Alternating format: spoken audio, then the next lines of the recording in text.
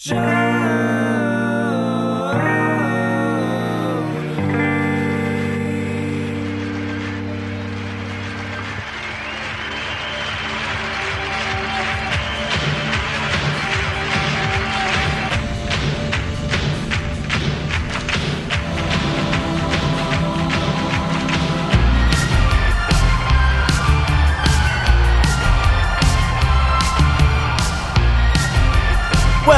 hello, everybody. Welcome to another edition of Show to Be with Mike G, the show of life, the show of bass guitar, the Descendants, all 86 Company, a wonderfully cute dog named Brooklyn. Today's guest is one of the fine upper-ranking gentlemen at 86 Company, Omar Yeefoon. He's from New York. He's from Texas. He's a bass player. He's been touring. We got to talk about the Rev. That's right, the Reverend Horton Heat. I haven't had a chance to talk about Martini Time and the Rev since I was in my early 20s. We talk, man, this is about music. I know the show sometimes is about booze, maybe some coffee sometimes, but this conversation is about music, and we geek the fuck out. So I hope you guys are prepared for that. We talk about microphones, we talk about touring, we talk about Monster Magnets, tour bus, and a show in 1997 in Houston, Texas. But all in all, it was a lovely chat, and man, Omar was just a wonderful host. Without further ado, I hope you guys enjoyed this epic, just music-filled chat with Omar Yeefoon from the 86 Company.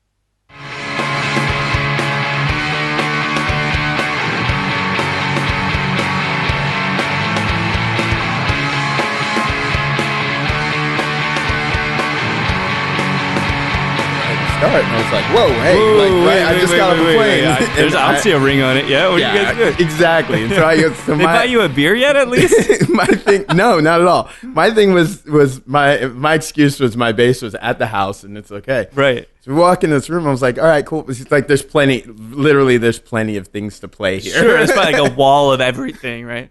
So we walk into the room, and there's a bass set up right there next to the rig. Oh shit! And it is the bass that's on the cover of Live Age. What? Really? No shit. Like absolutely. And I walk in freaking. I was like, oh my god! Did I wash my hands before I play this? Yeah. And I pick up this bass, and it is almost unplayable. Like, oh really? Like a manual, no power steering. Yes. I felt like I now understood the whole tone. I understood Carl Alvarez's tone. Yeah. It's the deadest strings you could possibly have. Right. Very high action. Yeah. And just thump away at it. Like he needs 12 inches of attack to just make it happen, right? It's the deadest sounding bass that I've ever. What kind of amp was he running through? I think at that time it was an Ampeg in the room, but yeah, it was. And it was great, and I mean I loved it anyway because I was like holding punk rock history in my hand, and it was. Who cares how hard it is to drop? You know what I mean? I was like, usually I'm a lot better, but it's an away game. Yeah, totally. I was like, how did that work out? Did you end up doing? Did you track the record? No. I actually I played with him a little bit. But I ended up not making the move to Fort Collins. So we ended up, it was out of the network back then. It's just amazing. It's different, right? Like I just can't. I can imagine like how wide the network is right now. Right. The internet. Because and with people that didn't even ever have to meet each other. Absolutely. Because at that point, at least for me, like in the 90s, you don't have many phone friends. Uh-huh. Right? It's either people in the immediate circle, especially talk about punk rock, man. It's just like people that are just right there. There's no email. There's no nothing. So it's insular. Zines. Yeah, zines, right? What's the most that you do? You write Ian Discord, right? Exactly. Say, hey, I love your records. Like maybe you'll get a letter back. You can't call them, And sometimes you did, and if you did, it's such a huge deal. Yeah, amazing stuff. Like now you can just get on Twitter and say bad things about them. Sure, it is a flat fucking world now.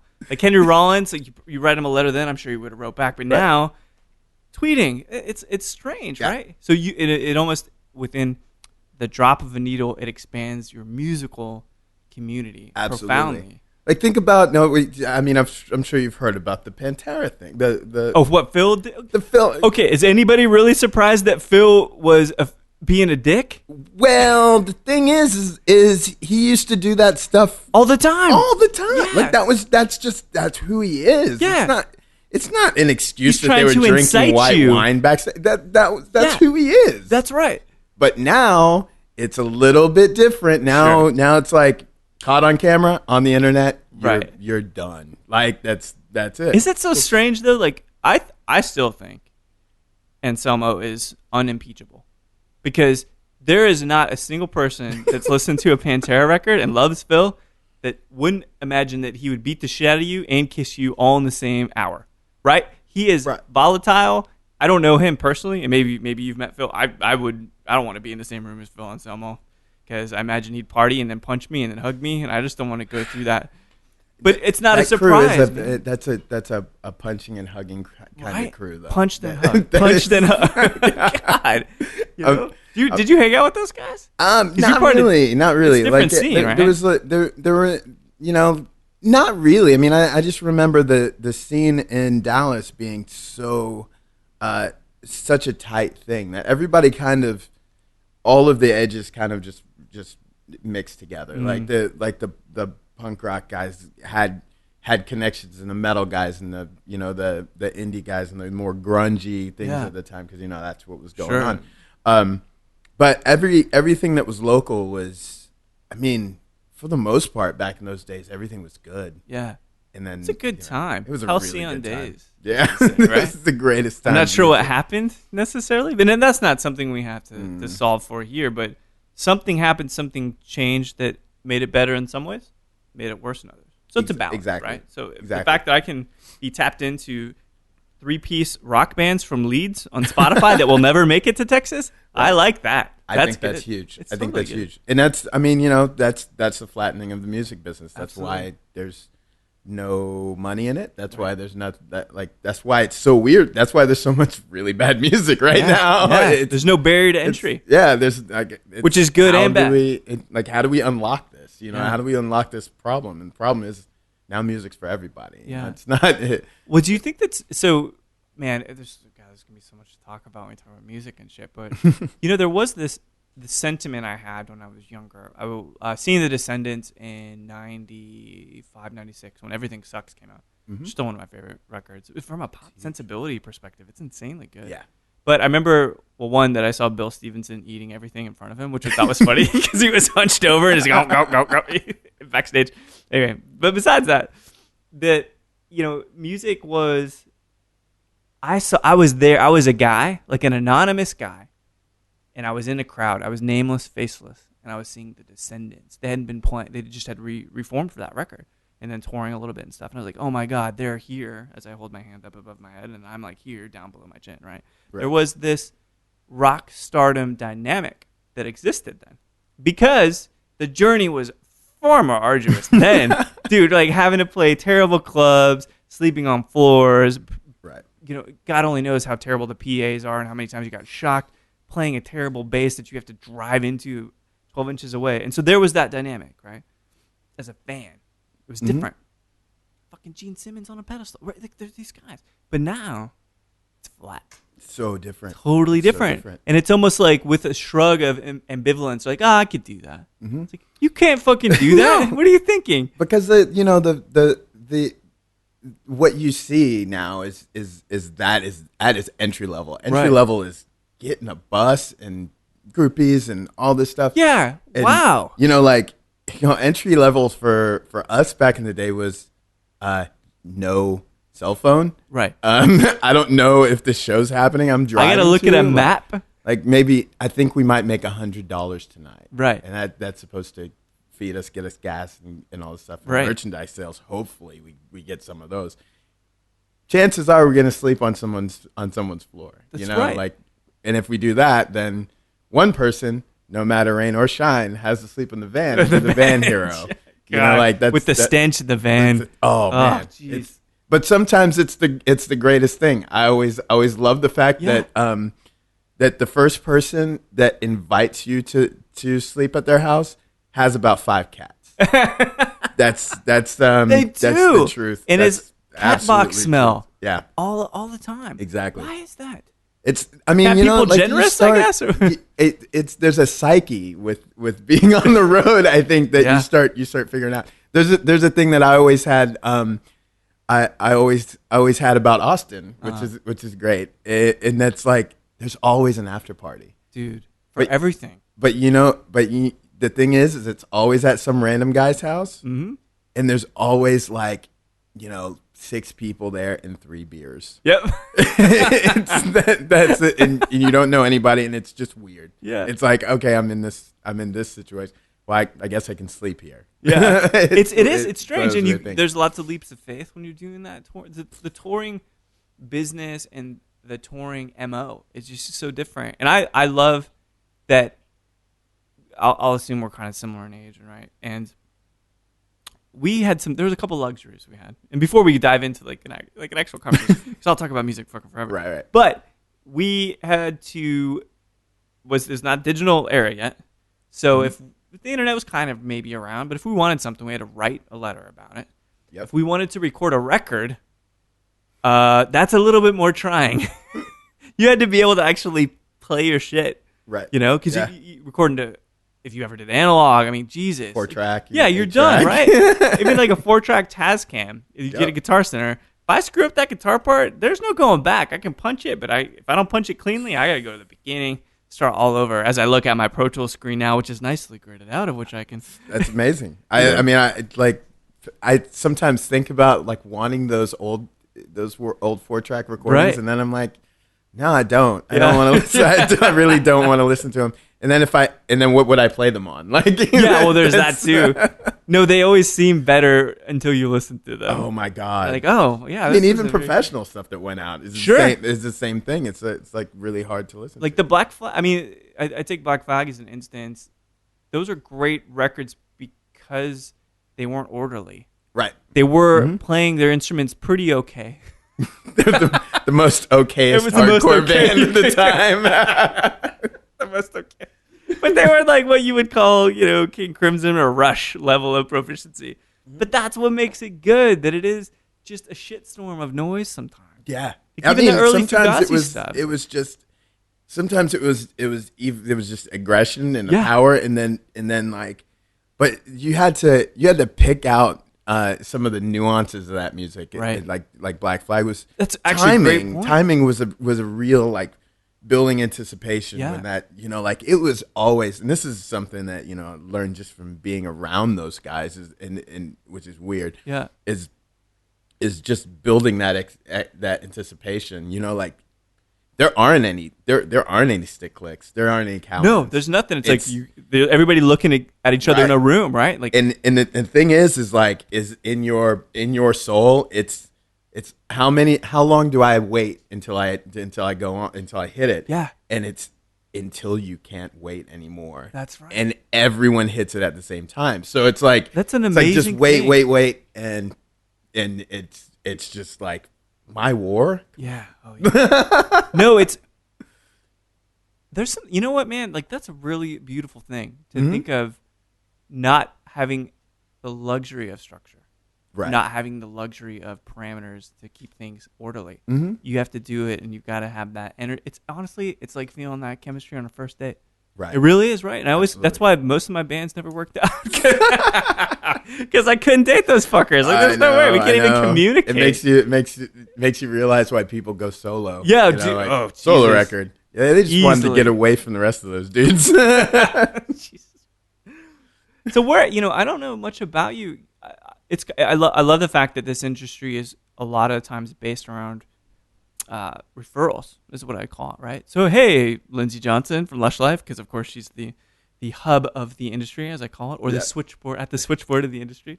Like, I'm going to be in Vancouver. I don't know shit of Vancouver. Let me find some places to eat and drink. And Shook's my I just going to say wife now, it's easier. So my wife and I in fucking Vancouver, and we meet an amazing guy. A long-term friendship is built, right? And I keep talking to him and all this. So, that being said, I don't know anything about you. Where the fuck are you from? Where'd you grow up? How I about really that? did come out of the blue. Well, I'm originally from New York. I Really? was like only as a boy though. Like when I moved to Texas before I went to high school, and just kind of like complete culture shock. Sure. When you're talking what about part of New York though? well, like when I was young, Yeah, Coney yeah. Island, Brooklyn. Oh, shit, okay. And mostly the East Side of Manhattan was Huge was clash where of cultures going on, I right? mean, it's absolutely my father. He's from Trinidad. He's Chinese and Venezuelan, which is like Wow. basically he looked like people from Trinidad, just like you do and I Yeah. do too. Everybody looks different there. Yeah. But he had this strong affinity for Jews, so he wanted to. He wanted to. Don't we all? He wanted to just be around them. Really? And What so do was like you a lot think it of is about? And I no bigger haven for Jew culture, Jewish culture, whatever. It's an abbreviation. Yeah. Than in New York. Well, yeah. What drew him to it? The fact that they were so cultural, so dedicated to a tradition. I think there was a little bit of that, and then mostly it was business. Yeah. I mean, he How came shrewd from, they were at business. I mean, he came from not a lot. So like the whole American dream kind of thing. Yeah. It was strong in him. He saw that he wanted to. He like pretty much surrounded himself with People that were successful. people that were very successful, but also successful within their community. Interesting. So I mean, so I think that was like a kind of important part of it. But later on in days, which is a long weird story, I ended up moving to Texas with my mother. So I went from Manhattan, from like Lower Manhattan to Garland, Texas. Garland, Jesus. Sorry, it almost takes a moment to just like catch my breath hearing that. It's hard to process. Well, so that, was right? it the standard? Like, there's moving around for dad's job, moving around because the parents split. Right. So presumably the parents split. Something happened. Parents split, yeah. It wasn't ever a question that you were going to stay in New York. No, I mean, and actually, honestly, moving to Texas, it kind of became a thing. Like I never, like there was never, as much as when I go back, I feel at home and comfortable. Yeah. And everything. And I love New York. Yeah. I go as many times as I can, but I've never felt like moving back. Gotcha. Like it just, and even as I felt like moving to different places, it was like, I've already been there. I've already done that. That is awfully difficult. Sure. New York is awfully difficult to do what, Just exist. Just It's exist. difficult, right? I mean, Yeah. like I'm really, I feel like I'm really fortunate to be in Texas and to be in a place where I've established a certain kind of lifestyle and Yeah. a certain kind of group of people around Sure. me. That, Good community part of it. I mean, people feel you have integrity. They'll vouch for you. Exactly. That's a level I think that's really important. And I was just talking to Josh Hendricks about that. The fact that this industry supports you if you're worth supporting. Exactly. Because there are a bunch of shitty people in any industry. I'm not picking on the service industry. Yeah, any walk of life, right? Well, so you said you're about 10-ish when you moved to Texas? I was around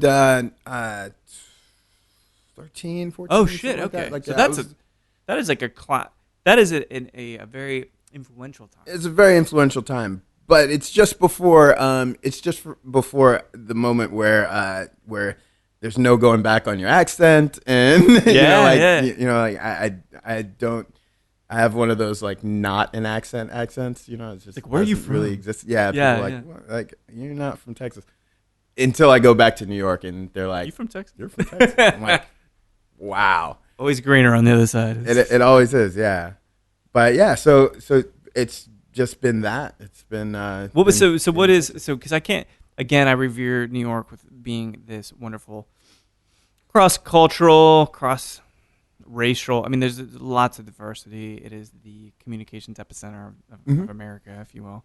Maybe even the cultural arts center of America as well. Although I love the little scenes that build up. You talk about Black Flag, or you talk about all the stuff in Minnesota, DC, any of that, right? But what kind of coming into Texas? Because I moved around so much, and I had to keep redefining myself at these schools, man. And so you're a fucking teenager in the midst of inner struggle hormonally. Yeah. Like, how was it having to deal with that shift with the parents? Do you have any siblings? Yes. I have two brothers. Two brothers, actually, younger or older? Both older. Okay. Both older. I was the youngest, as well as the ultimate black sheep, I think. Really? Why is that? I don't know. Like, just different mindset than those guys, or I kind of cut my own way. Yeah. You know, like I think at the end of it, I actually do also have an earlier brother from that was my brother, my dad's. Oh, So gotcha. my mother and father both had Previous sons to getting married. before. Yeah. And apparently they both did very bad things because they just had boys. Like it's just boys after boys after. The karmic, the universe spoke back. It's like, oh well, yeah, that's what you get.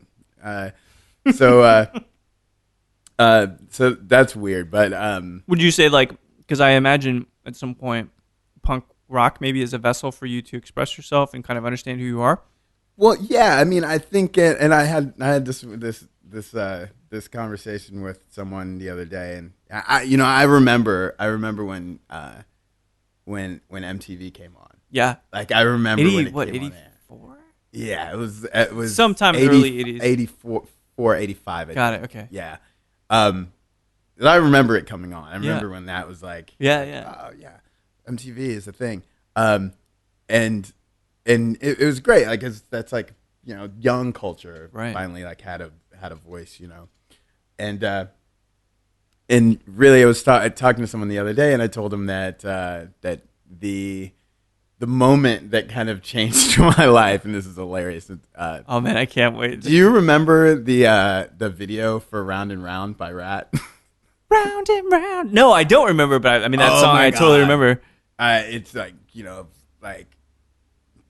it's great. Like it's is there 80s. a lot of total 80s? A lot of scantily clad women, I would imagine, with Rat, or not with not that so one? much. Not in this video. This video is like it was a little bit, but there's like a performance, and then there's like a old stuffy white family eating dinner like at this long table. Yeah. And the stage is actually above the table. The table. No shit. And there's like plaster falling on the thing and everything, and there's one point where it goes into like this double guitar solo thing. Oh man, I think I remember where Guitarmonies. Is it called? Yeah. That's where it was. Yeah, that's where it was. yeah. And like Warren DeMartini falls to the stage, and he's playing the first part of the solo.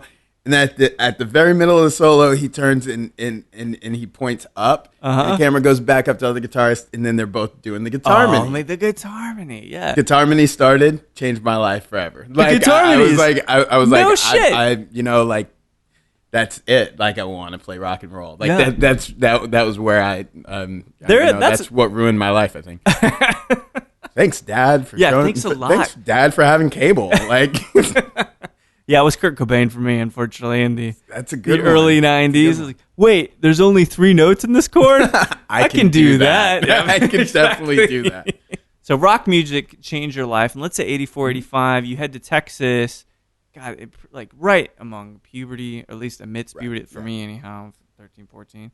Was it a big culture shock? It was an insane culture shock. Yeah. And that's why I think, my brothers were older, and so they kind of, I think they were a little bit more formed by the time. Yeah, a little bit. Time we got there, they could build a shell around their essence, like who they are as a person. Where you're still learning in 13, 14. Yeah, my oldest brother Scott, he was an adult, and how old was he? And he didn't move until later. Okay. But the middle brother Ming, he's 3 years older than me, so he kind of. Little bit he had a few more opinions than I did at that time. I didn't really have any, and so like to form a psyche coming into Texas from New York, it's a lot different.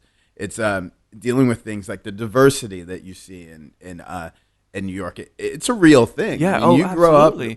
you grow up like next to people, and you're forced to. I mean, everyone assimilates. Like. What choice do you have? Yeah, there are those neighborhoods. There's those neighborhoods that are particular this or particular that. Yeah. And every town has their biggest. Yeah, of course. which why Southern people like Donald Trump so much. I thought it was for his hair. They're like, this reminds me of the Whispering Willows. Yeah, but that could be it. It could be. No, it's his adultness. It's the bigotry.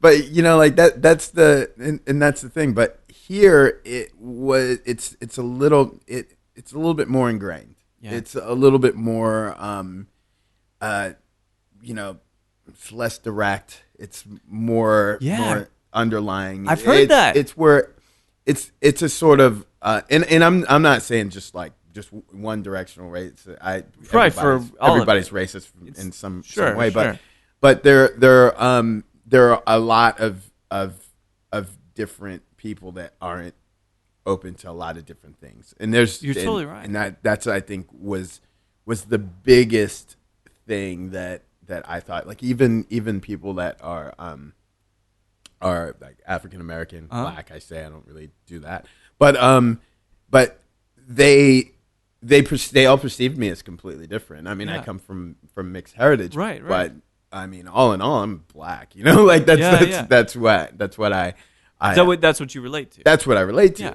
But when I moved here, I didn't anymore because they didn't relate to me. Oh no shit! There was no community around it. Not so much. Like the kids, like they were confused that they said I spoke very proper. Man, this is so strange. And there was a lot of things that was just like obvious that I was not right from around not the Texas there, flavor, you know? Not the Texas version they're used to. So dude, there was that's crazy because there are a lot of people. I've heard that same story, and it's perplexing to me because it's like got a lot of fights about it too. No shit. Mm-hmm. So there's is it factions like in the same? I mean, you know, the girls or some of them were confused, and some of them really were like into that I was different, and the guys just didn't want to have.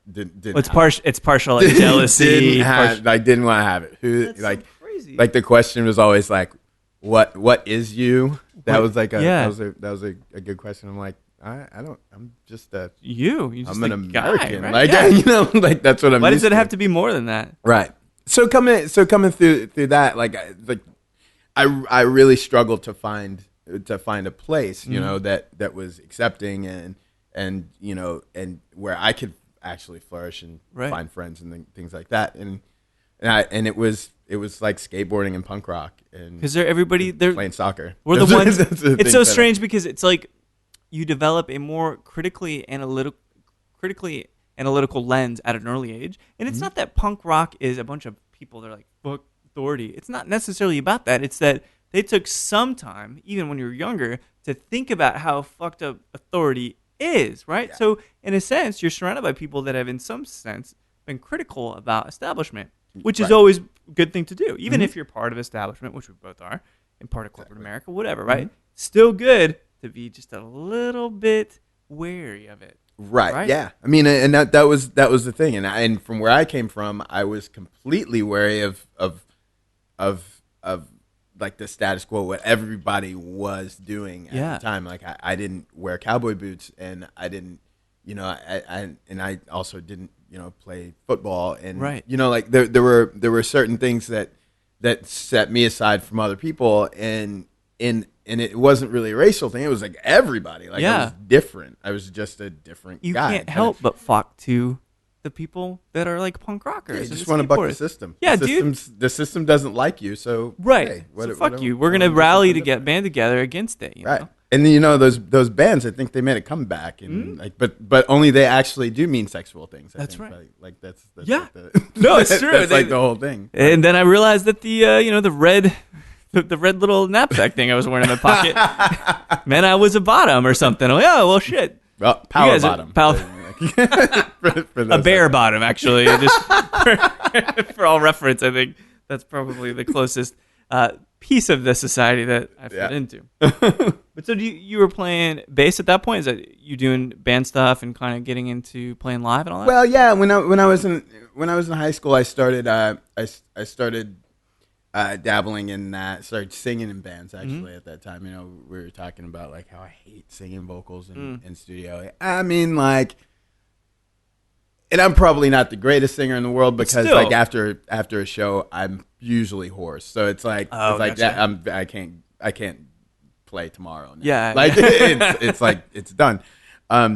So I started doing that, and I did a couple of bands in high school and just out of it, and then I just kind of at some point it was just like I'm not the front man. Like I've never really felt that way. I'm not that guy. I wanted to be behind the scenes a little bit better. So I wanted to start playing an instrument, playing guitar. It was so you were doing just vocals at that point. Absolutely. It's hard to. What do you do with your hands? I always find that's why I picked up guitar. I there you go. That's it. Like, what do you do with your hands? I was singing. I was like, it's like man, like it's like I'm that not guitar. Iggy Pop. I can't do that shit. The guitar makes you look cool. Like it's if you don't have anything, like microphones don't always make you look cool. No, they don't. And it's kind of a very naked thing because everybody's looking at you, right? And listening to you. And when you mess up, it's more noticeable than anything else. Anybody else? Yeah. But I really wanted to start writing, so like that was the thing. I got a guitar. I couldn't. The dexterity I couldn't. Multiple do it. notes. Like the chords. Yeah. I couldn't get it. My hand wasn't strong enough to do it, so I started playing bass because I only had one note to deal with at a time. Yeah, and then nice. I could learn that, so I could learn a little bit slower. And of course, also with playing bass, your hand gets stronger. Sure. And so once I got the dexterity in all of my fingers, my left hand, then I started playing guitar. Oh, so okay. that's kind of but I still think maybe I play guitar like a bass player. See, that's how I do it. I play guitar first. So when you kind of high school, obviously we talk about that, the kind of transition, how alienating it is, yet pushes you into the right groups that are going to understand you better, which is a great thing about high school. Did you get out of there saying, "Oh, I'm going to do the whole educational dream thing. I'm going to go to UNT, be an artist"? No, not quite. Going into college was really one of those weird things because, I was still a little bit too much, too punk for my own good, and really like, and music was gonna be it. That was just what I was gonna do. So even at a point where I was, me and a buddy of mine, one of my best friends, we lived in an apartment. I worked at a movie theater. He worked at Wendy's, and we lived in a one-bedroom apartment together. And we both went to community college In Dallas. In Dallas, yeah, we went to Richland College, and went for like a year, just doing like kind of the core things. Right, it's what you're supposed to do. You're supposed to go to college or whatever. And I wasn't a dumb kid. It wasn't about that. It wasn't about that. Your ability to do it. It's just if you wanted to do it, right? I didn't. That was kind of my thing, and that was even moving to Texas, I was like instant nerd. Just he just I knew too much. I knew all the answers to the questions. It was just like, damn it. Like I never studied, like things like that. And I've never studied ever. Like see, that's awesome. I never have. Yeah. And so that was like difficult because I got out of high school a year early, and then went to college and I just still didn't study. I still didn't do anything, and down to the point where I needed a new amplifier real bad. So I sold my books and bought an amplifier. Books are expensive, man. I was like, okay, well, I guess I'm not. I guess I'm not doing this. Well, it's just a matter of priorities. Thing. I mean, and that's totally fine. If you're gonna do music and you said like this is really my path, right? And it makes sense. You could always come back to school, exactly. Especially if you're a smart guy. And it even turned into a thing that I kind of realized later that I couldn't afford to go to school. Like it turned into that. Like I didn't have a scholarship. I didn't have the same. I wasn't gonna take out loans because I worked at a movie theater. I didn't even know where I was. I didn't know what I was doing. Right. What was I doing? What was my major? I didn't have one. Yeah. So punk rock's your major. Yeah, rock right? and roll was what I used to tell people. Yeah, like they won't let me major in that, so I quit. So I stopped going to school. Yeah. I really I took the time off. But I never really intended on going back. that was really no. I'll go back, Mom. Because did she care? She's like, no, you need to go to school. kind of back and forth? Like I said, I was the last kid. I don't Yeah. really think anyone really was like. They're probably I at was that never point. the last hope. You Right, know, like right. that never happened. You know, my brother, the one that's 3 years older than me, Mm. he was the guy. He was the So Phil and him, he's a golden child. in a sense, like you had a little bit of more freedom then. Right, yeah. I mean, he's the middle brother, so of course he got put upon a lot more, Yeah. but he also was the smarter one. He was also the, like the one who never, he was super square, never never got in trouble, no drugs, no drinking, stuff like that. Like I would say probably the opposite of that when we were growing up. So by the time I came around, like it came around that time, I don't really think my mother even had any time to worry about whether or not I was going to go to school. Yeah. I was just like, all right, well, I'm just going to do this, but I'm out on my own. I'm providing for myself, that's I don't know probably how, right. I did the math on our finances, and I have no idea how we survived. I mean, thank you for the mustard Whoppers for $1 at Burger King. Yeah, that's a good time. Ramen sandwiches, where it was like a white bread and ramen. Oh yeah. Oh jeez. That makes a great sandwich. Salty, savory, crunchy. It's well balanced. Very well balanced. A lot of sodium. It's good. Good for the sodium intake. Well, so did stuff. I gather that music kind of took you down the path for a little while longer. You talk about doing merch for the Rev. Mm-hmm. Were you playing with Hagfish or doing tour managing for them, or? I was working. I was doing. I was teching and doing merchandise for Hagfish, Mm-hmm. And that was the mid '90s. Touring around in a overheating van, which I've done Texas, so many times. Arizona. Oh my God, yeah. But being out on the road with like all and like. It's amazing, like because you grew up on it, right? Yeah, it's like you're kind of part of it now. Like one of my first tours was like my first legit tour was like Hagfish, All, and Zeke. God, I was like, really? that was a great time to get out. How can it get better than that at that point? Well, my last one was my last tour was my last tour with Horton Heat was Reverend Horton Heat, Dropkick Murphys, and the Sex Pistols. No shit. So I mean, like is John Lydon is he as much of a shithead as people think? He's a nice guy. He is. He's actually a nice guy. I mean, like that snark is like once the camera's on, man, he really plays it. Yeah, he plays it real well, the whole nines, and then up until the last night. Yeah, it's like, man, I really love you guys. You get we've had a great tour and blah blah blah and this that and the other. Besides that, he really tried to stay by himself. That's amazing. He stayed with one of the other Johns. Yeah, that was out with him. But yeah, it was great. Like those guys were actually a lot cooler than you would think, right? Yeah. That's actually really wonderful to hear. Yeah. Maybe I'll have to edit out because he'd be so upset. What's that? John Lydon be like, "No, I'm a bastard. What are you talking about?" Right? No, he would totally, like, if he heard this, he'd probably say all sorts of awful things about me. Just to keep the scales even, right? I never talked to that guy. Well, so what was kind of your first dipping your toes into either cocktailing, hospitality? Is that out of necessity?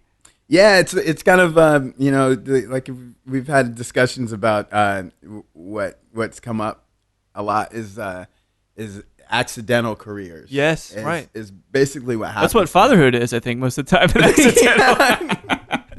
I mean, if you're doing it right.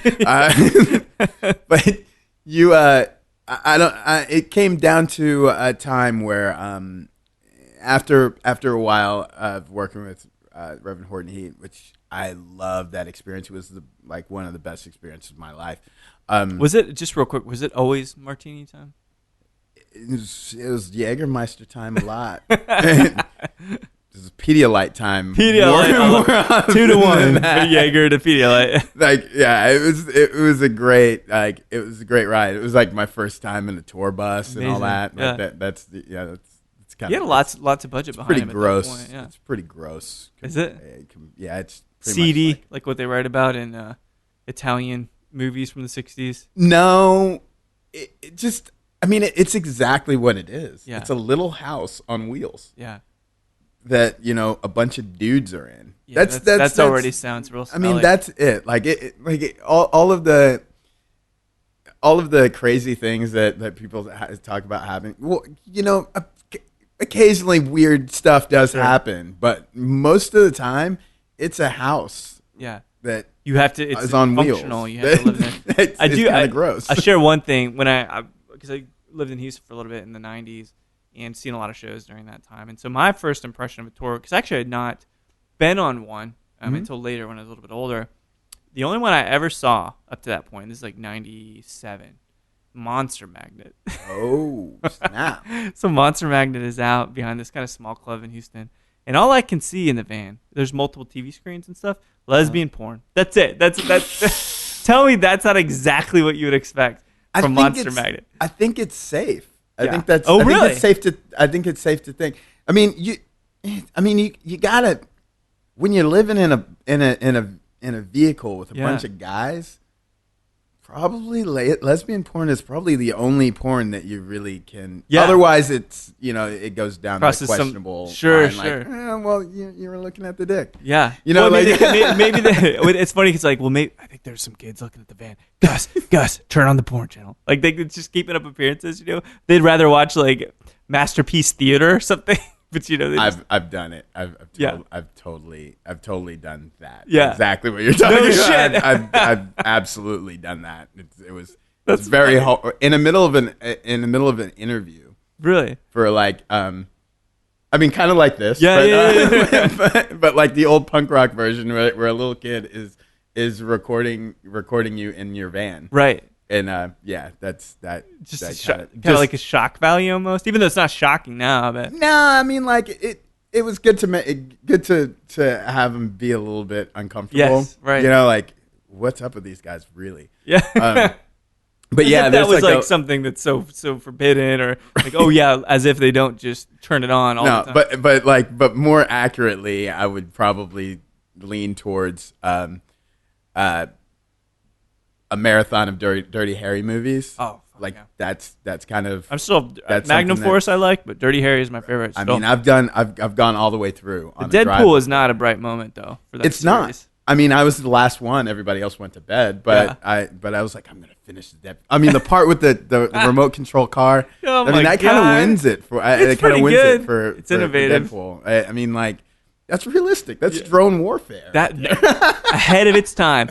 But if anybody thought Dirty Harry, the Deadpool, would be ahead of its time as to how people will assess. Well, now I mean, you would. Though. Yeah. it's like that makes a lot of sense. It makes all the sense in the world. Yeah. And so I decided to come home, and I put together a little bit of money to set aside because. I mean, you really don't have to spend a whole lot. You're just making your per diem. Get some booze and stuff. Yeah, your food and stuff you just save. And I really wanted to, buy all of the gear that I always wanted, musical gear that I always wanted. Not everything I always wanted, but all of the things that I needed. Yes, right. I had a backup for everything that I. I had a backup for every guitar. So you could go on any tour ever. Exactly. Anywhere in your set, right? So when I got my last piece, I was like, okay, that's good. I'm just never gonna sell any of this stuff. I'm gonna come home and start playing again. Mm-hmm. And then after you come home, it's like, man, you were gone. You were gone a long time. The scene's not the same anymore. And actually, the scene in Dallas was going away. It was vanishing. Like there were really, and all of a sudden there weren't even any bands. Like there weren't any local bands. What happened? Just gone. Did they get signed to go major? Or there are no clubs to play. There were no it was just everything. Just and then coming up into the economy started to tank. Right. All of that stuff just compounded perfect storm of shit. Right? Deep Ellum disappeared in front of our eyes. Just completely vanished. And so there was not a whole lot of outlet, and so I come back and I think I was trying to find work wherever and I'd already been working for I'd worked at Urban Outfitters. Oh yeah. I worked at Urban Outfitters for white belts. You're wearing a white belt, aren't you? I'm not. No, Oh, we're in tan. So then I became a bar back. For the company at Dublin. Yeah, started working there. First day was like OU Texas weekend. Oh Jesus! Wait, was it Texas OU weekend? It's whatever Red River rivalry, whatever that crap is. Yeah. So it was like the biggest shit show ever, and Can't imagine. in craziness, and it was my first time behind the bar. Jesus. And I just let's figured it out on the just fly, work, right? Like let's work hard and let's do it. So I got a job with they sent me over to one of their other bars, the Old Monk, which became, I was a bar back there for a year, and that was like a high volume kind of joint. And then after a year of that, I ended up going back to the Dubliner, this time as a bartender. Oh, cool. And So when you say this, is this still the 90s then? This would be this is probably about 2006, maybe Okay. 2007, somewhere around there, Yeah. mid 2000s. And then we I bartended there for a year, and then they went and opened another joint, and I became the GM. No shit. so it was Did you feel like you're ready to do that stuff, or just fell upwards as some people do? fell upwards. Yeah, it really fell upwards. Really? I mean, I've figured out something that was different, because at that point I was not a good bartender. I was pretty horrible bartender. As a matter of fact, I don't think I never even had a weekend shift. Really? Like, I was not a good bartender. Were you a good GM? I knew I was a good GM. Okay. I already knew I had those qualities. I knew I could do it. Yeah. So I was like, yeah. Like, in looking around my staff, I was like, there's no one else that either wants it or really can perform this task. So I was like, can I have it? And like, I didn't think you want it. And I was like, Yeah. All right. yeah, I'll take it. And so I took it, and I did that for about 6 years. Shit, that's a long time. That's a good amount of dedication. Yeah, I mean, like, and still, it's like my favorite bar. I still love the place. Where is it? It's really close to here. It's on Greenville Avenue. Okay. So it's like the hub of everything. Like when it's St. Patrick's Day, it's ridiculous. It's ridiculous. You go back still? Kind of check it out? Tens of thousands of people. That many? Yeah. Fucking kidding me? Yeah, and it's it's like 1,800 square feet. Jesus. And it's just, like, expansive. The whole block party just goes crazy. Once again, still, I was working a full-time shift as a bartender. But I was starting to get better. But I knew that there were better bartenders than me, whatever. How does that feel? Like, because it seems like, because you're so smart and you know that you can be good at something, is that an impetus for trying to be better at it? Like, you see these peers and like, oh, these guys are actually really good. Yeah. I'm going to practice more. That was the thing. Yeah. That was the thing. And my whole basis for actually getting a job in the bar was back to the hospitality aspect, and I never had people be so hospitable. Yeah. So I focused on that. I really wanted to be like, this was a local neighborhood joint that that had serious long-term regulars. Like, the place has been open for like 20 years. Wow. 20-something. And you're there 6 years. I mean, 6 years that's a pretty good stint at any place. And it's an Irish pub too, and in me, like well, you're obviously Irish. I always say it's like I used to say there was a apostrophe after the O in my first name, so it's O apostrophe M. But yeah, so like it kind of came down to I started building a nice relationship with some of the reps and some of the suppliers and stuff, and people started actually coming to hang out to finish their day off. Finish their paperwork and do the stuff, and they would come in and they would got to know you, I imagine. They get to know me like right away, because I was always there early. Yeah. And then they would like bring things, and they knew I kind of had them trained, like certain things I just don't even bring. Did you? So like, what was your perspective at that point? Were you a whiskey guy, a beer guy? I was big whiskey because Irish. Irish. I was whiskey and beer. It was like Pretty simple, right? Pretty much the thing. Yeah. And I knew that stuff pretty well. But also I like to tinker with things. Yeah. So, I'd make a little, cocktail here or there, but nothing really crazy. And so people would come in and reps would come in and say, oh, how do I sell this? Like, what would this make? But they're saying, like, how can I sell this to you? No, just in period. general. They're like, I know you don't want this. Right, but help me. And so I'm like, I play around with things a little bit and just be like, yeah, well, and I give my thoughts, and that's where it kind of happened. And then people from Print Over Card came around one day. I was like, there's this class called Bar Smarts, and like you, out of all of our people, you probably seem like someone who'd be most interested. Really? In this. And so I did. I did it, and I procrastinated. I really didn't care a whole lot because it was like you had to do the thing online, and then and complete with all these whatever like tastings of things that I've never heard of. Right. And then it was like you had to have it done by this certain time, and then you so have it's to like go to Austin. it's an assignment.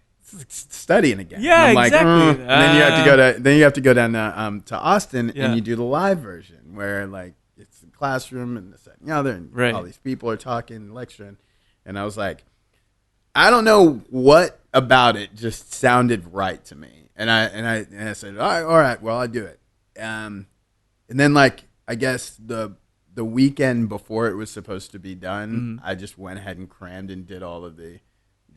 First time ever studying something, right? I didn't study. I just crammed it. I just read it and just like to test it out of it. And passed. Went to Austin and then there was like this weird thing. You're in the room with a bunch of other bartenders, and it was the first time that I saw like there were bartenders there that most of them were just as like oblivious as I was. Yeah.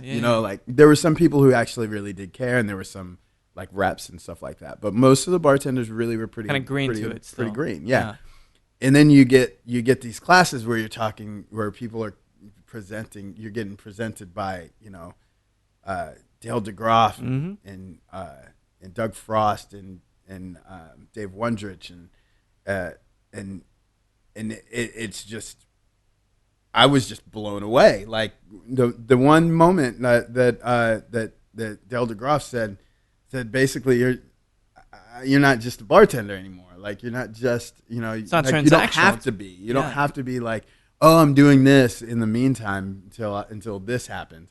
Like this is actually a viable job. A career. It's a career. Yeah. It's a trade. Like it's all these things and so I went through that and kind of. And it really just affected me. It really did it make you feel? Because it sounds like if someone because people, and I've had these conversations before, but like people look at bartending as like, oh well, what are you gonna do for a living? Mm-hmm. It's like somehow it's some kind of temp job all the time, right? Which is fucking ridiculous because hospitality, in fact, actually has more staying power in the economy than a lot of other jobs do. Well, in the modern world, that's exactly what it is, though. It's exactly how we accidentally got involved in it. Yeah, because I need money. How do I get it fast? Right. Tips. Tips. That's like I need to pay my rent at the end of the week. Like tips. Tips. That's the only way. Yeah. Like someone who doesn't have money to pay their rent in a week in most circles. Yeah.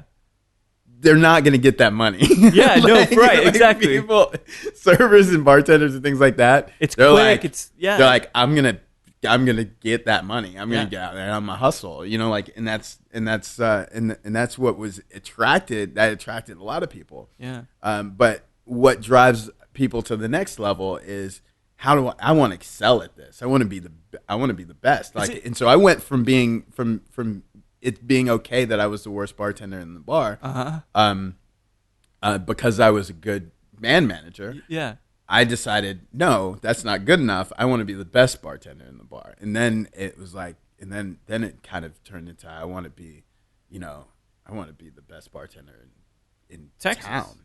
Yeah, it was Texas. Then it was like I want to be the best bartender And it wasn't really about competing with other people, though. It's for you, right? Yeah, I mean that's what it should be. And I think like, and I could always date it back to the first competitions that I did. Were really about I would always see this guy, Eddie Campbell. Lucky. Okay. Where's this dude from?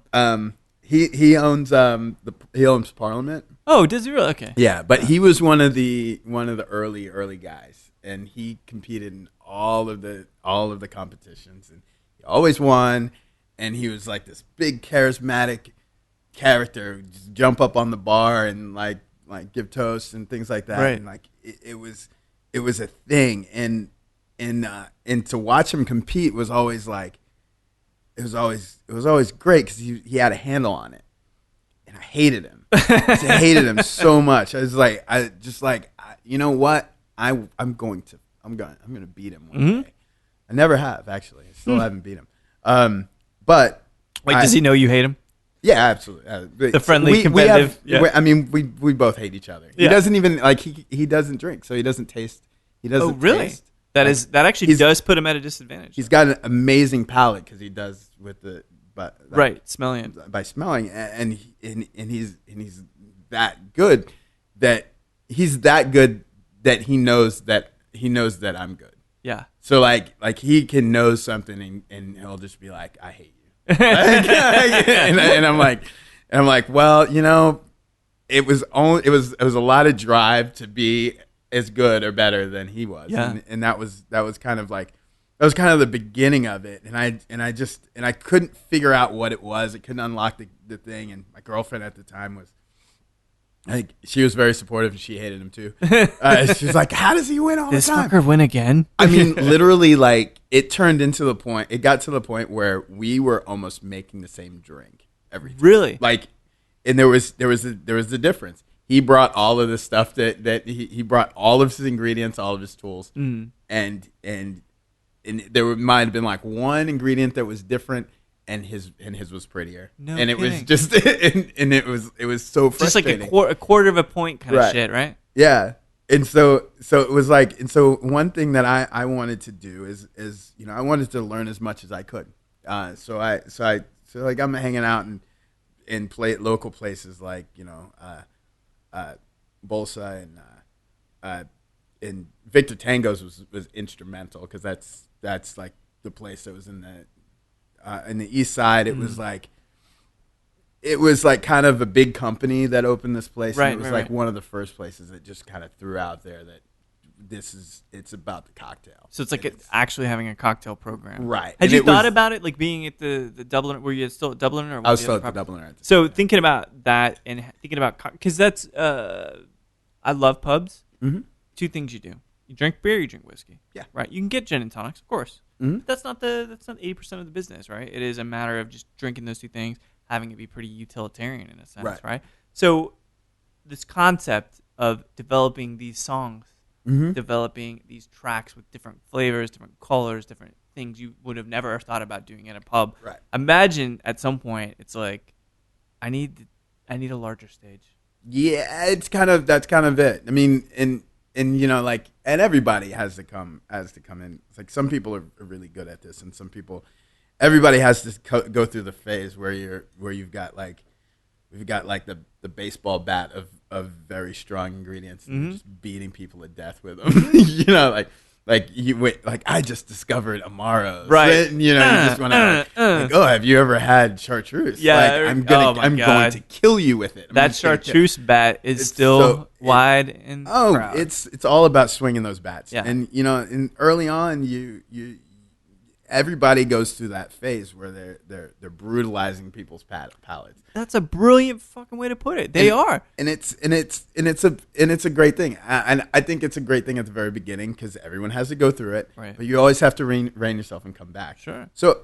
of course I started brutalizing people. What was the thing that you're like, I'm gonna put people on the fence with? Man, I think the first cocktail that I made was like the first one that I designed, and this has kind of set the stage for like a lot of things that I've done in the since was called the Muay Thai. and the reason why the Muay Thai is Muay Thai is because I was thinking of making a pseudo tiki drink. Like I knew what tiki was back then, or pseudo tiki, which I don't even know what pseudo tiki. Yeah, I just totally like. I'm like anything that's non tiki. Is that completely making things up? It's crazy. So I wanted to make something that I was hungry, and it always starts with being hungry. And I was thinking about like a curry, like a Thai green curry. Okay. Yeah. Kind of situation. So it's not bad. Tiger curry. Yeah. So I used like hot serranos, and so like let's burn your face off, and Coco Lopez, lime juice, and gin, and basil. Basil was in it as well. Yeah, huge component of Thai basil. Yeah, like I just put together all the things that I thought would go, and made a great drink. My staff hated me. They hated me. They were like, "Oh, what are you doing?" I'm like, I'm making cocktails. Like, so I made a little list, and of course it wasn't coherent. Things didn't go together. Yeah, it didn't flow well. But they were sound drinks. There was some. You were swinging hard. Yeah, like I brought out caipirinha. I started doing these things, and no one was doing that in normal bars. Yeah. Except for actually like around the same time, Mate Hartai was down the street. Like he was like probably like 4 blocks away at Libertine doing the same thing. No shit. So, but you guys didn't even know one another at the we time. We barely knew each other. So what year are we talking? 2008? This was it's about that. Yeah. Somewhere around there. And so we were both like kind of installing these little cocktail programs into our pubs. Yeah. And Libertine is just like strict beer bar, like crazy, and now it's like a cocktail bar and a beer bar. So it's like the authority. Right. I really love that place. But so no one was doing it, and I started doing this thing. It was really experimental, and just kind of knocked that out. And then a friend of mine had moved back to Dallas. I ran into him. He asked me. He said that he had moved to Austin and opened this bar. Who is it? Called Jay Black's. Oh shit! Yeah. Wow. So so he comes back, and they're like, I'm like, I keep seeing you around. Like, what are you doing? Like, you just got back, and he's like, well, I'm opening this bar. We had this bar going in Austin. Yeah. We're opening one in Dallas, and I was like, sweet, okay, cool. Well, what's it about? Kind of told me like hospitality based, this, that, and the other, boom, like really good food, some cocktails, this, that, and the other. And I was like, man, like I'd been at the Dubliner for a long time, and it wasn't a loyalty thing. It was just like you were saying, time to step it up to another level. Yeah, you got to tour regionally. You keep playing that open mic stage, right? Totally, exactly. So I go out there and do that, and rude awakening, because it was blew up like a club the first night. What was the spot, if you care to mention? It was Jay Black's. So it's a Dallas version. Yeah. Oh shit! I didn't know there was one up here. It was. It's not. Oh really? Not here anymore. But it blew. Like it was like literally. I don't know. I mean, I've been to the one in Austin, but it's not quite the same. As what we experienced when we, because it's like multi-floor at Jay Black's in Austin. Yeah, that's a strange place, man. I gotta tell you, it's a bit strange. I've seen used condoms on the floor, if it's any consolation, and that would that's not a surprise. You're not even grimacing. No, not at all. I've been the first night. I was the first weekend. I went over the bar a few times. Yeah, and that was just uncharacteristic of me coming from a bar that was actually kind of totally different. Could be kind of rough, at times. So now you're playing in a Fish cover band, right? Yeah, it's totally weird. Like I did a year there, which wow, that's a good amount of time. And none of my friends would come visit me, and it was kind of tough. But then I was furthering my thing, doing contests and this, that, and the other. And still trying to expand my knowledge, and I was getting there. I really came to the point where I told my girlfriend, I was like I want, and this wasn't really kind of I don't. This is kind of like self-serving a little bit, but there's reason behind it, and I wanted to be the source. I wanted to be, I wanted people not to be able to write an article in Dallas without talking about something that I was doing. Because interesting, okay.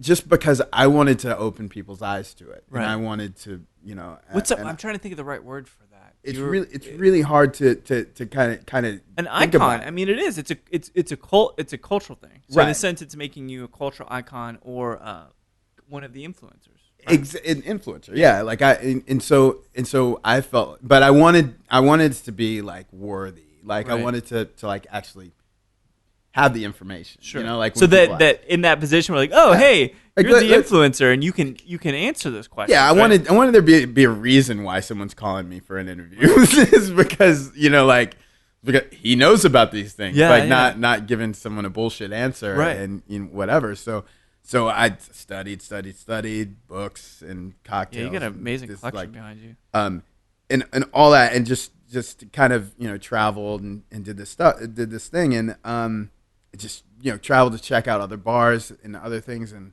it just became part of my soul. Like it became like something that I was questing for. What's strange is it's like, in a sense, it became the curriculum that gave you your degree. You know what I mean? Yeah. Because it's like it's not in a what one might say a classroom itself, right. But it's a classroom of life.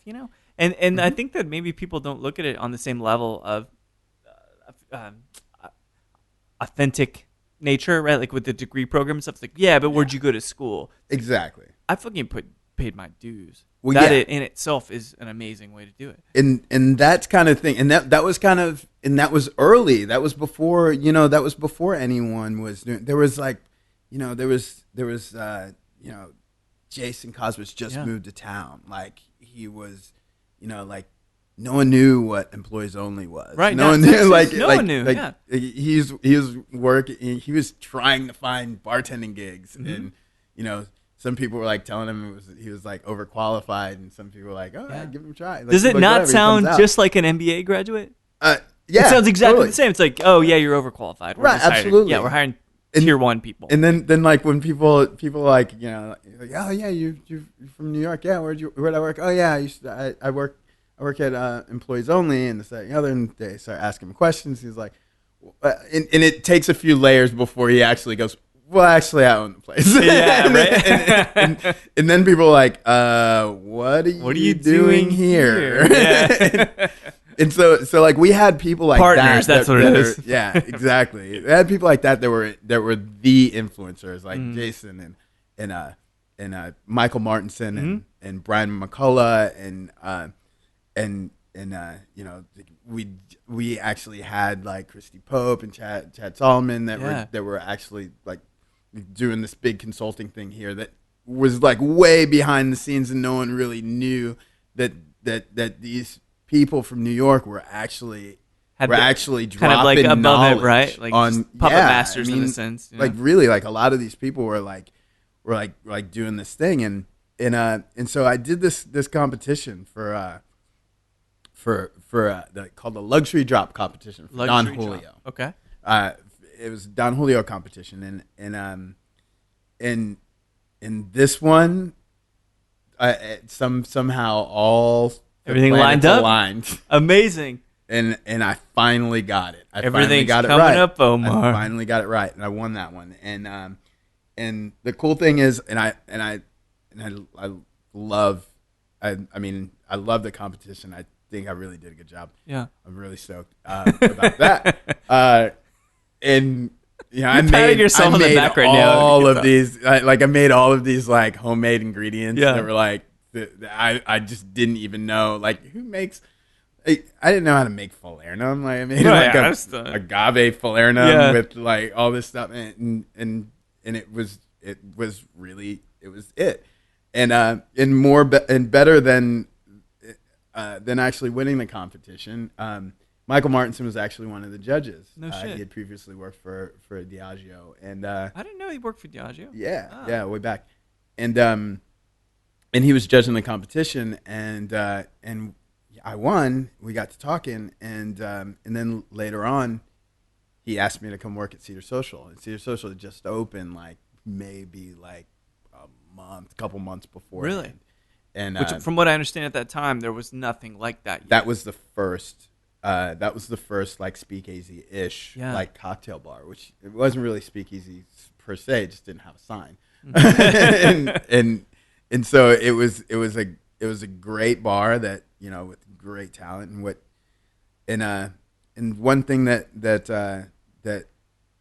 Michael did, it was he created a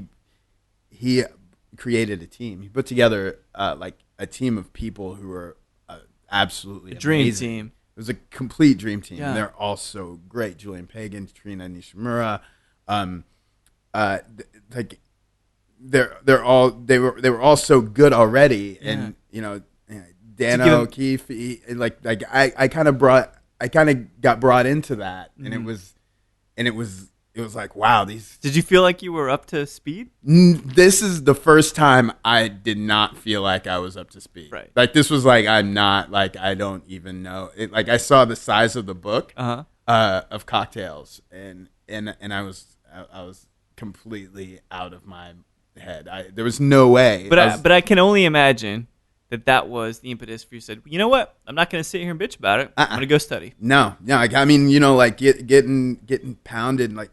So, I mean, we were so busy, and you know, like being able to jump behind the well and just rock all these cocktails out, and it's because you know it's the only way you learn. Yeah. Is trial by that fire, and it kind of turned into like we were really driving each other to do better. Yeah, and I think that was such a healthy environment to be in, because you know, like.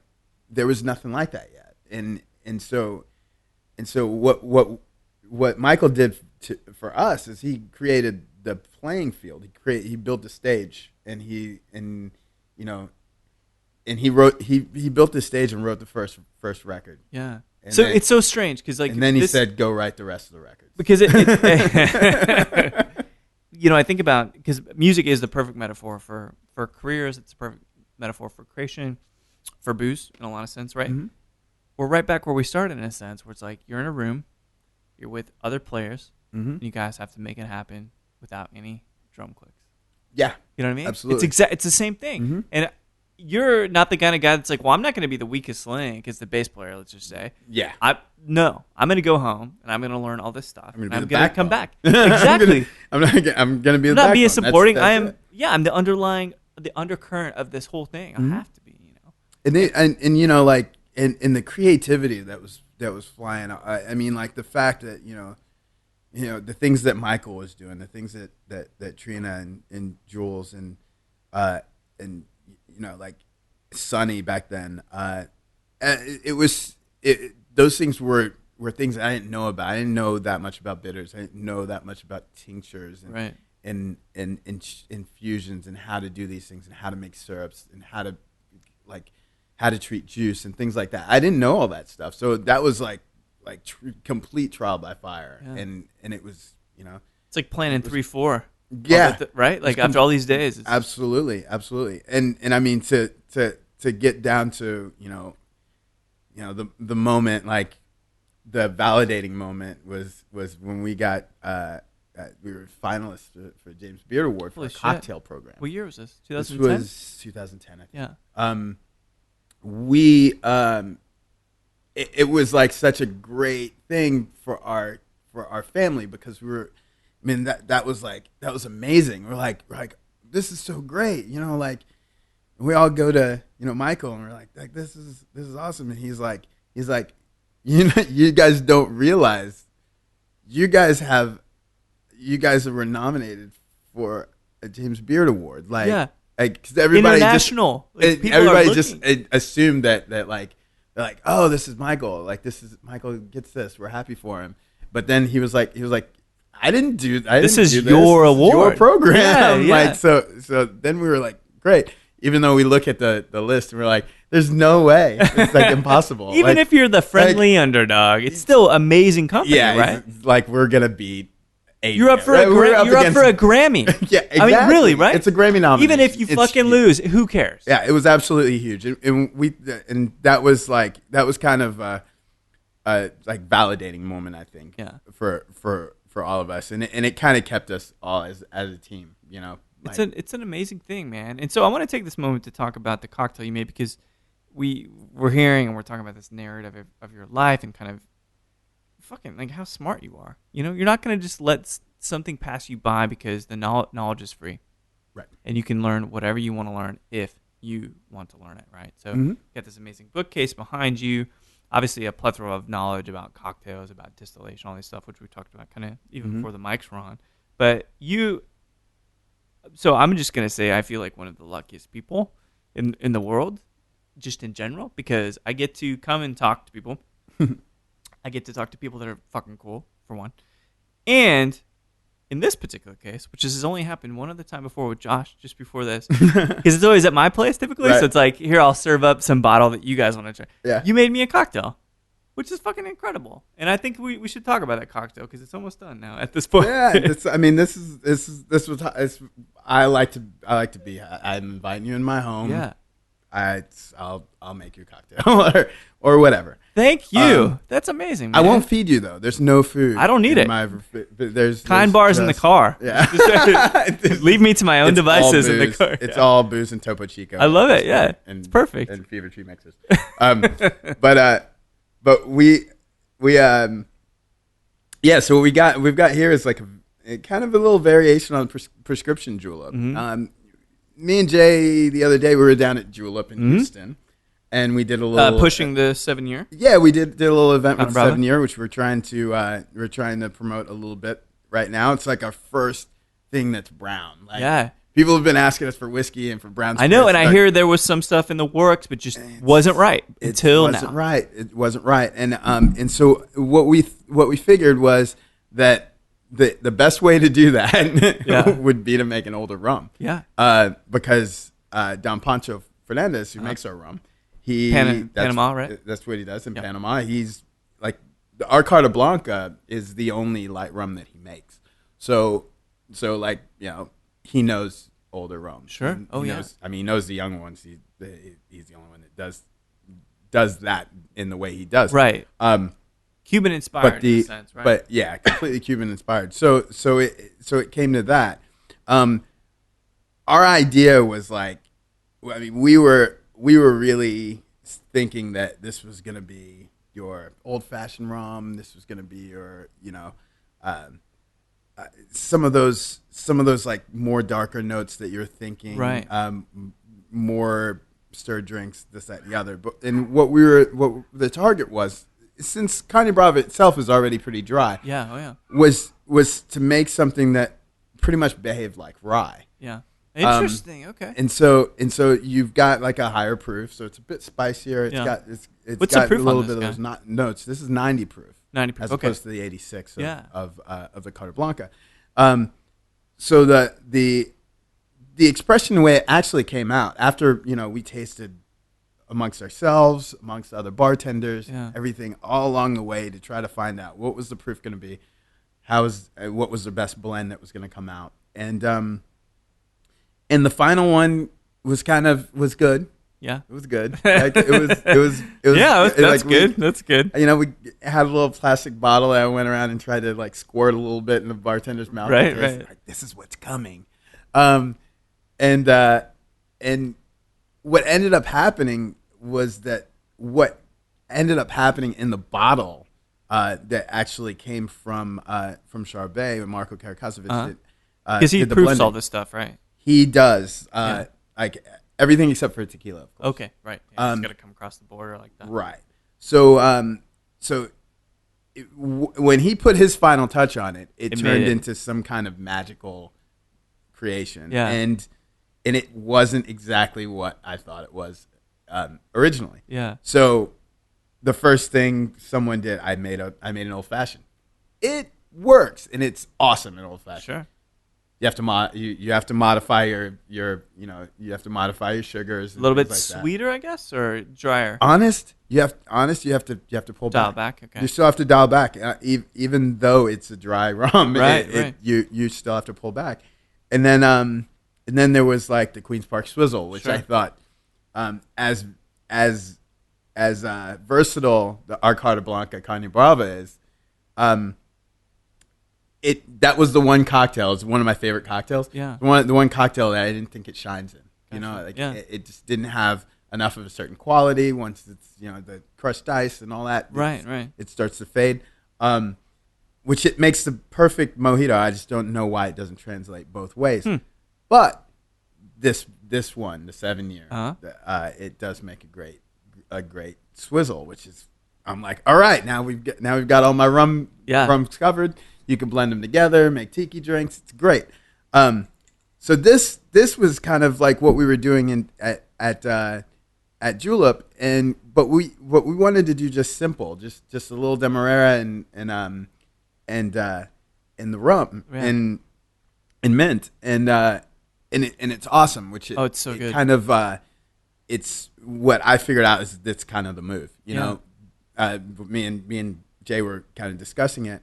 But then, like as bartenders, we still tinker. So halfway through the thing, between me and Jay and Alba, we ended up putting sherry in it, and finding out that the two funks, the funkiness, they cancel each other out, right? Canceled each other out, and make it harmonious. It's so an strange. Amazing drink. So that's kind of what I made. It's usually kind of an Oloroso would be a bit better, but the Fino kind of that's great. Pretty good too. No, man, it's especially today in Texas with the weather being the way it is. Yeah, it's a nice winter day in January, right? your blinds are open, blinds open, windows wonderful open, breeze is coming through. A little balmy inside here. Yeah, I got to tell you, I went out the other night and went to Small Victory, Josh Loving's place, and Jay was there. It was funny. Like I was just there, and I was like, hanging out with a friend. And he was there, caught up, and I'm like, hey, so don't take offense to this, but can I get the 7-year in a daiquiri?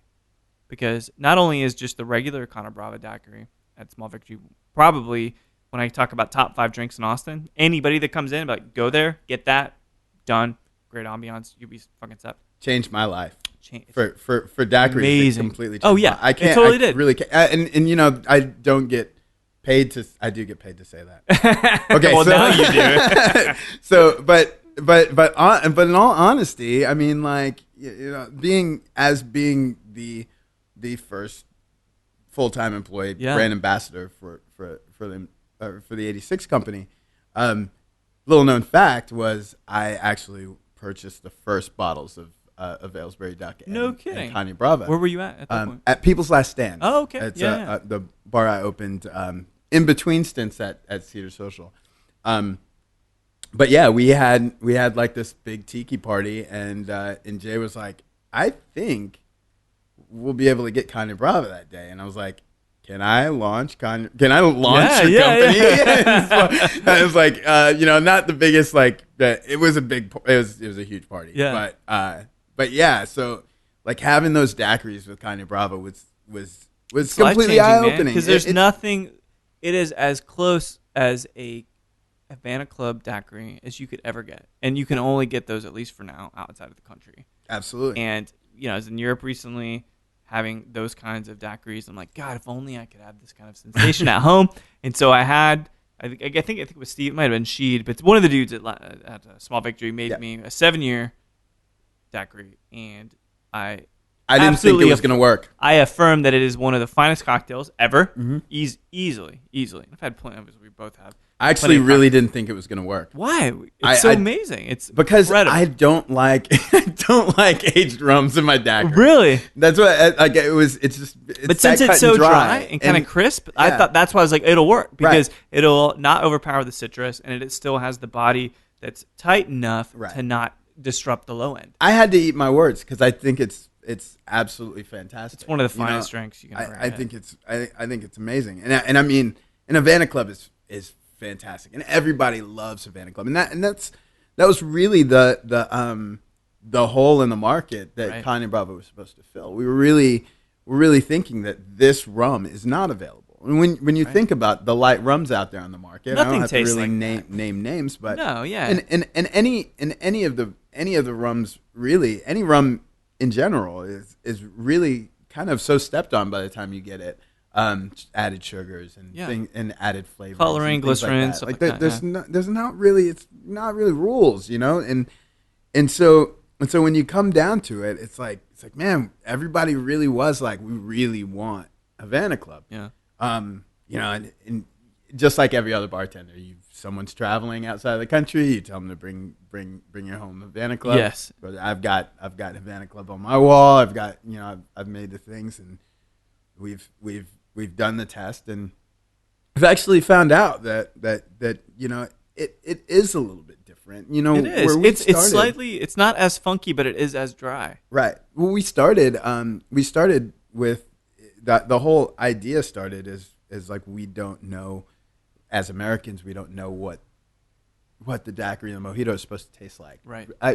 Based upon their beginnings. Yeah. No, you're totally right. And that was like one of the awesome decadent Simon Ford stories is actually him actually being at the Savoy in London, and being able to get inside Harry Craddock's liquor library. Oh my gosh! And make and with Eric Lorenz there, like make whatever you wanted, right? Make daiquiris with rums from the 20s and 30s. Yeah.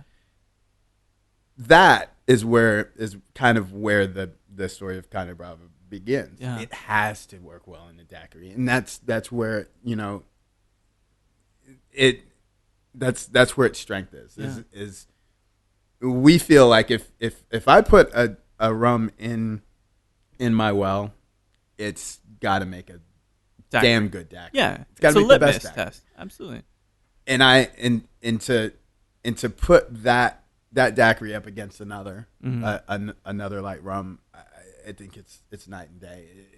It really feels like you've never had a daiquiri before. You're totally right, and that 7-year transformed it even further for me.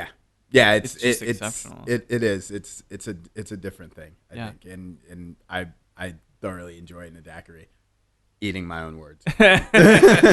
So what was that transition like then? So it's amazing because you have this really incredible journey. You're watching the Dallas scene, for lack of a better word, kind of emerge, bubble up. Michael Martinson's doing some things. He develops a James Beard nominated crew at Cedar Social. You guys do Smith. There's some kind of interesting business decisions behind the fucking curtains, which I just could only get some of that backdraft from in Austin. But you opened People's Last Stand, and then what were you thinking to get into the brand ambassador game? Were you tired of being behind the bar? Did you feel like your intelligence or your skills had to somehow be fulfilled in a different medium? What exactly was that like? I really needed a change at the time.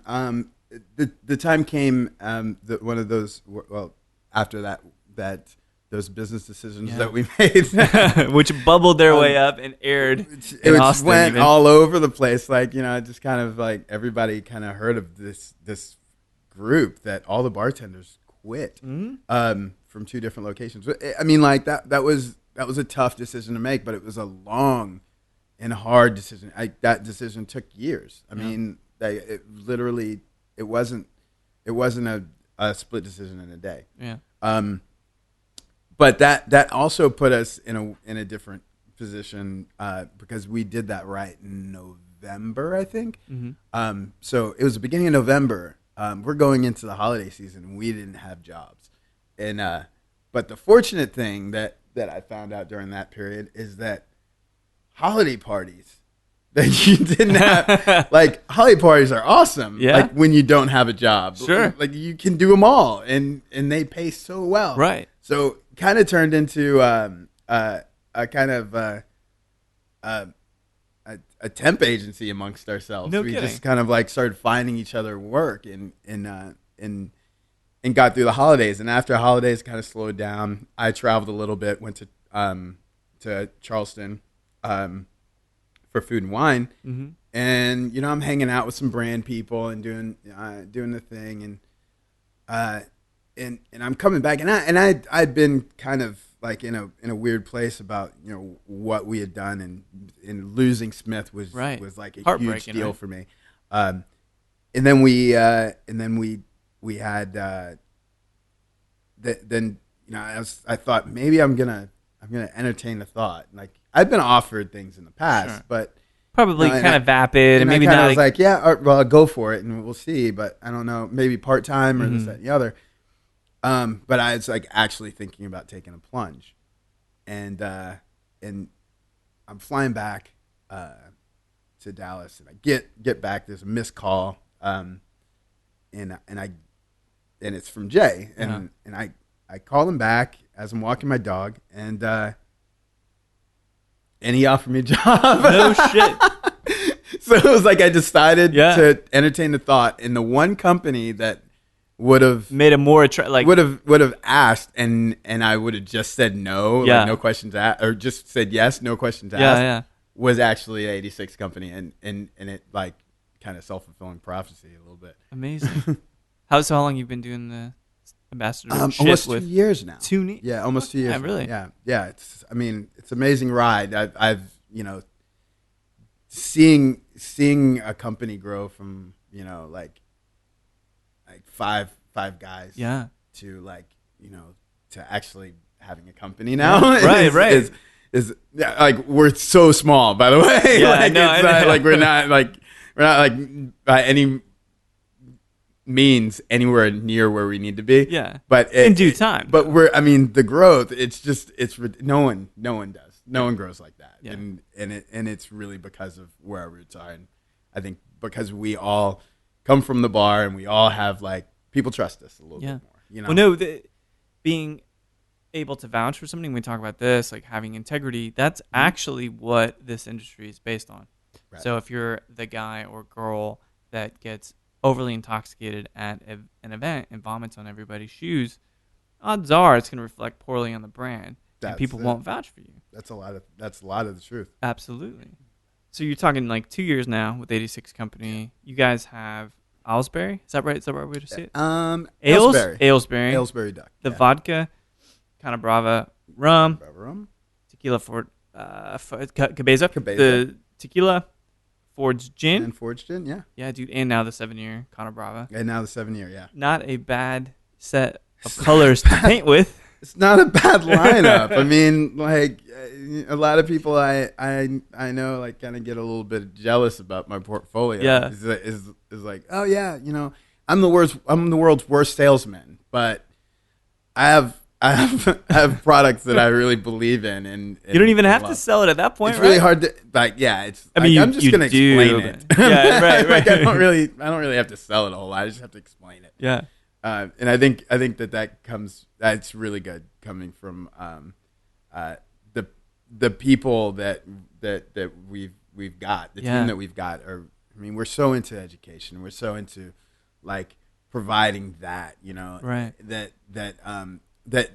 at times we can be too talky about our products because we want to be transparent. And so like sometimes, some buyers might not be so interested, we might go a little bit too far, and then but then we come across like some of the really like nerdy ones that really want to know like where something's it takes all kinds, man. Yeah. And you guys have been incredibly transparent about all the products. Absolutely. And that's like something I think is really, really important. Yeah, as a part of the values of the company and how you guys communicate. Jay and I talked about a whiskey and stuff. We don't have to delve into that. But for you, the more that you learn, because in a sense, it's like you've been in this curriculum. Right. The GM curriculum. All right, cool. That's one set of coursework. Developing your cocktail. Not culture, but cocktail programs. That's one set of coursework. Right. Going and excelling in innovation and R&D with James Beard nomination. I mean, that's kind of what that indicates. That's one set of coursework. Finish that. So I'm built on my left hand here. I'm counting down, right? So being a brand ambassador for what is a wonderful portfolio, spirits, another set of coursework. What is that other piece before you're done? Because I know I can feel we're similar in the sense that it's never over. It's never over. You know, that's the truth. It's never. It is never over. There's always something left to attain. But not because you know how sometimes it's like, well, but I could be making more money. No. It's not about the money, man. It's about the knowledge, about the experience. I'm too much of an idealist to think that way. I've taken steps down so many times in my life that and started over. Like, you know, it's almost, I've almost become a pro at it. Yeah. But you know, like once I kind of got locked into this world, I realized like this world, this community, and in this business, I realized that this is really what I wanted. This is what I wanted the whole time. The last piece is, man, just I'm a bartender. Yeah. Like in your soul, heart, in soul, and in the, you know, all I want to do is serve people. Right. I want to be able to affect someone's day. I want to be able to, you know, like do this, that, and the other, and like, you know, make change in people's lives a bit. Right. Now to do that, I think one of the things is eventually I want to own my own place. Mm-hmm. Which, you know, some people might think, you know, you're in the liquor business now, like that's, you know, no, it's parallel. You're up and you're going right there, you know, like, and I'm so, yeah, I love that. I think that's great. But one day it's probably it's going to be about simplifying. Sure. It's going to be about simplifying back down and just being that bartender at that bar. And I think that's like, I don't know, the people that I know that really have this in their soul. Mm-hmm. That they can't ever reject. They can't ever reject. They want that. That's what they want. They want to be back there. And I think that these positions, like these roles, these brand ambassadors that, you know, everybody has, they weren't there. No. They weren't there before. Not in Texas. They weren't. I mean, those roles were not around. You know, right. Like you saw every once in a while, you saw like a national brand ambassador, you know, like global ambassador who would come through town or something, but you never had a whole lot of these roles. And I think that a lot of people are taking that as their quick exit, which is not. It's not always a final move. No, it's not. And I think one of the things it's really worth pointing out, like before we wrap, is that let's say I follow an Instagram for a brand. Okay. Mm-hmm. Whatever. Well, let's say it's vodka, right? And so I follow this vodka brand. Lots of steady flow of content, steady flow of pictures for 6 months. Mm-hmm. I happen to know who the particular brand ambassador is. Great. But after 6 months, that person jets because they find a better opportunity with somebody else. Mm-hmm. And all of a sudden, the brand is left high and dry. Right. Doesn't have representation on Twitter, or rather on Instagram in this case. And then the brand is diluted. And no pun intended. But this is what's happening now. And it's something that brands aren't really thinking about long term, is that with the attrition and the turnover in those positions, they're actually losing consistency for their customers, which is probably the top value that anybody would want when they're buying. You buy a Miller Genuine Draft, what do you want it to taste like? You want it to taste like it when you first time you had it when you're 12 years old. Yeah, absolutely. Right? And that's the thing, man. So do you, when you think about just, I don't know if it's a sense of entitlement, if it's just movement generally in the career, but do you think that the industry, and I don't think this is applicable to 86 Company because it's such a close-knit of experts and things like that, but just on the whole with brand ambassadors, do you think that that's actually going to hurt brands in the long term? Just all that attrition? Yeah, I know. Put you on the spot that's for that shit. That's a tough one. Yeah, that's a tough one, especially being someone in that job. But you know your boss. You mean you've worked with your bosses and stuff. That's a little bit different. It's not so corporatized. I think there's a definite ebb and flow. There's always an ebb and flow in business, whether you're talking about suppliers or distributors or anything like that. Like sometimes some people are on top, sometimes other people are on top. Sometimes you get great service from some people, sometimes it switches to the other side. Yeah. It's all based upon people. Yeah. I mean, and that's what it is. But once you've got a company that is so large, it's still based upon people. Yeah. But those people sometimes become interchangeable. And they really do, and dispensable actually. Absolutely. Which is kind of unfortunate. But the thing is they're on top, so they always bounce back. There's no, it doesn't, like Bacardi isn't going to be damaged if isn't going to be really damaged by laying off a ton of people. Right. Like they've done it a bunch of times. Multiple times. That's what corporations do. It's not like we feel like entitled because we're bartenders and we see our friends as ambassadors and in these sales roles and things like that. Yeah. We see them as one of us. But they're still just another employee of this company that is just as expendable as the mailroom guy. Yeah. So I mean, so it's not a surprise.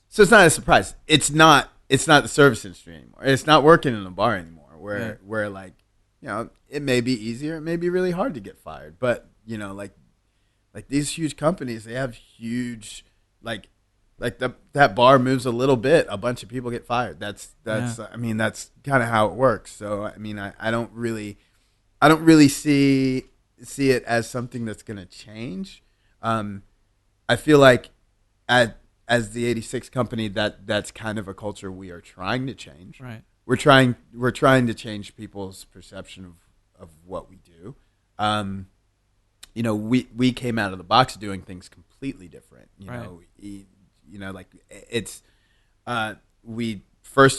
We catered to the professionals first and the bartenders first and on premise first. Right. That's something that's rarely done. And then besides that, it's just about how we treat people. Right. And it's in how open we are and how conceivably ready we are to show people everything. Well, that's the model. So that's the model that's going to work. I think it is. Because the antithesis of that, or the inverse, or whatever, brands are going to suffer when they keep cycling through people like that. Because you hire a personality to bring a specific narrative to your brand, and you let them represent you on social, just for example. Right. If you keep cycling through that what it ends up being a disparate message in social, or a disparate message as it's public facing, it's going to damage these brands long term. And obviously, Diageo's seeing it, Bacardi's seeing it. Absolutely. And see, I guess what I would say our end game for 86 would be that in a situation that happens, that we anticipate a consistent growth. Sure. We anticipate we're not going anywhere. We're a small company. We're flush with product. We're trying to play with the big boys. Yeah. But we're trying to keep our soul we're trying to keep our soul in the same place that it was before. Not saying that other companies are soulless, just saying that instead of trying to make this great product to get out there and let's get out there and just bash or let's just dissolve the company and sell it to someone and do this, make the moves like that. It's almost trying to get into the system, and almost taking it back to that DIY punk rock ethic is getting in the system and changing the system from inside. And that's basically saying that we want to keep doing what we're doing.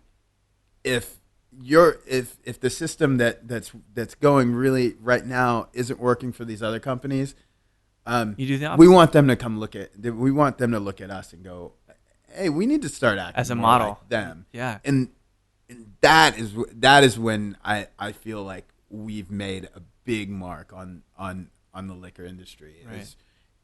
Is when transparency is king, where people understand what they're paying for at when they're going to the liquor store, or what ingredients they're putting into cocktails and that end up going into people's bodies. Right.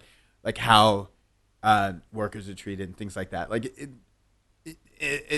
we don't have to have a huge mouthpiece and scream it from the top of the just do it of the self-evident. It's just all about doing it. It's like, we're not. We did the Forged In Green Glass initiative, and we we made that all about sustainability. Brought in Ian Griffiths from White Line, from White Line to do this tour, and it was. And the whole thing is about like don't throw stuff away. It's like it's really like it's really it's about real profound, right? Really, that's what it is. It's reuse what you can, and those things are kind of those are the little challenges that we want to do. And instead of just coming out and throwing a huge party and making everybody like, hey, the 86 guys got us wasted. We want to leave people with something, and I think that we've done an okay job of that. We're getting better. I mean, I think as we progress as a company, it gives us more of an opportunity to do more. It's been amazing, man. You guys have done a really good job, and I love everybody that I've met with the company so far. I look forward to speaking with Simon at some point, and even Dushan and stuff. But those are some great conversations. Good personalities. But one on this note, that 7-year is fucking impeccable. You guys did a wonderful job with it, man. And I can't wait to see what happens next with you guys. I can't wait. I can't either. There's some great stuff coming. It's been a killer stay in Dallas so far. And Omar, thanks so much for sitting down and chatting with me. Thanks a lot, Mike. And I love you petting Brooklyn over here. Right. He's actually engaged. Been silent. Yeah, he's been listening though. He's been listening in and kind of wagging his tail. He's a good boy. So thanks, man. Thanks so much. Cheers. Talk soon. Well, there we have it. What do you guys think? Omar is a really, really wonderful guy, right? I didn't know he played bass. I didn't know he toured with the Rev. This is the first time I've ever chatted with him, and he so kindly invited me into his house. Let me kind of lounge about on his couch. He served me a brilliant cocktail with Cana Brava, and I got to hang out with his cute dog, Brooklyn. Talk about bass guitar again. We talk about cocktails again. It was really, really a great experience, and thank you so much, Omar. And it's wonderful to know that people like Omar, personalities like Omar, kind of staples of Dallas, staples of the hospitality industry are there fighting and working for the 86 company. Some great products with Ford's Gin, Aylesbury Duck Vodka, and obviously, as we enjoyed a lot of, and after the chat, the Cana Brava rum. So thanks everybody for listening to Show to V with Mike G. No matter what 7-year rum you might be drinking or prescription julep you may be enjoying on a nice sunny afternoon in Dallas, please keep dancing.